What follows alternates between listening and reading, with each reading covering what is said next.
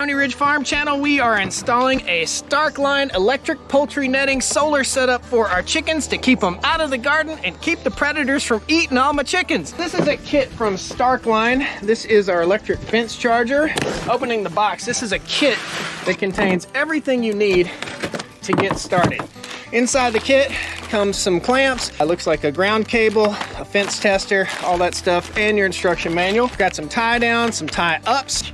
We also have an AC adapter right here. There's also a ground rod, which is installable with a nut and bolt setup right here, so we can hook up our ground wire. Pull this guy out, super lightweight. Each one of these lines has a little metal filament in it.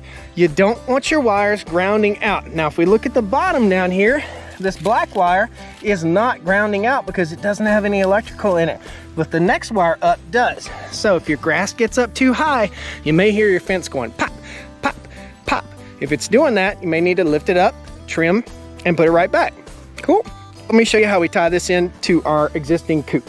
So here's a little piece of string. All we're gonna do is loop this guy around, and now we're good to go. We're connected up to our other coop, and we're not touching our wire right here. The ground rod actually serves as a stand for the solar panel. So we just stick that into this little groove. We want our solar panel to face southward, okay? Tap it in.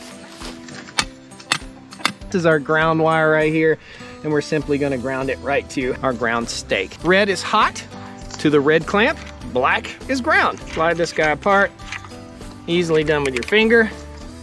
Slip the ground back on. Here's our hot wire. Super simple. Loop this guy over. You take the netting and simply wrap it around the post like that if you've got a sag in the line.